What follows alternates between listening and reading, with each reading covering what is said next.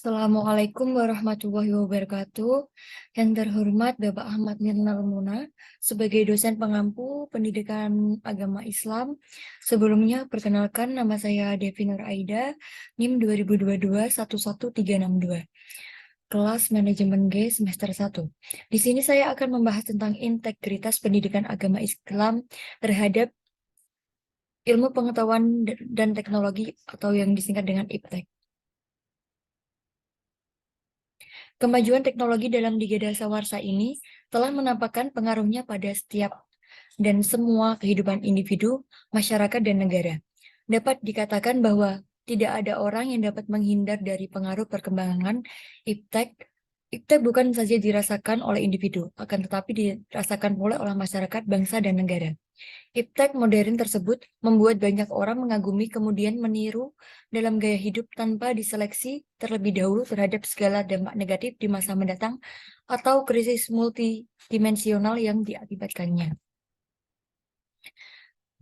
Selanjutnya saya akan membahas tentang perspektif Islam tentang iptek. Kemajuan ilmu pengetahuan dan teknologi dunia kini telah dikuasai peradaban barat. Kesejahteraan dan kemakmuran material yang dihasilkan oleh perkembangan iptek modern tersebut membuat banyak orang mengagumi kemudian meniru dalam gaya hidup tanpa diseleksi terlebih dahulu terhadap segala dampak negatif di masa mendatang atau krisis multidimensional yang akan diakibatkannya. Islam tidak menghambat kemajuan iptek, juga tidak anti terhadap barang-barang produk teknologi baik di masa lampau, sekarang maupun yang akan datang. Islam tidak menghambat kemajuan iptek, tidak anti produk teknologi, tidak akan bertentangan dengan teori pemikiran modern yang teratur dan lurus asalkan dengan analisis yang diteliti, objektif, dan tidak bertentangan dengan dasar Al-Quran. Selanjutnya saya akan membahas tentang ilmu pengetahuan dan teknologi dalam Al-Quran. Al-Quran adalah inspirator sebab dalam Al-Quran banyak terkandung ayat-ayat yang mendorong manusia untuk melihat, memandang, berpikir, serta mencermati fenomena-fenomena alam semesta di ciptaan Allah Subhanahu wa Ta'ala yang menarik untuk diselidiki, diteliti, dan dikembangkan. Al-Quran menentang manusia untuk menggunakan akal pikirannya seoptimal mungkin. Al-Quran memuat segala informasi yang dibutuhkan manusia, baik yang sudah diketahui maupun belum diketahui. Informasi tentang ilmu pengetahuan dan teknologi pun disebutkan berulang-ulang dengan tujuan agar manusia bertindak untuk melakukan nazar. Dalam Al-Quran sendiri terdapat ayat-ayat yang memberikan motivasi agar manusia menggunakan akal pikiran untuk membaca dan mengamati fenomena-fenomena alam semesta. Ayat-ayat Al-Quran yang terkait dengan ilmu pengetahuan dan teknologi adalah sebagai berikut. Yang pertama ada Al-Quran sebagai produk wujud iptek Allah, yang kedua Al-Quran sebagai prediktor, yang ketiga Al-Quran sebagai sumber motivasi, yang keempat Al-Quran dan simplikasi atau penyederhanaan, yang kelima Al-Quran sumber etika pengembangan iptek. Pada teknologi harus terkandung muatan etika yang selalu menyertai hasil teknologi pada saat diterapkan.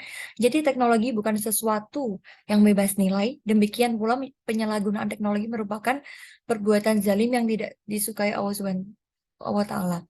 Seperti firman Allah pada surat Al-Qasas ayat 77 yang berbunyi, A'udzubillahi minasyaitonirrajim. Bismillahirrahmanirrahim.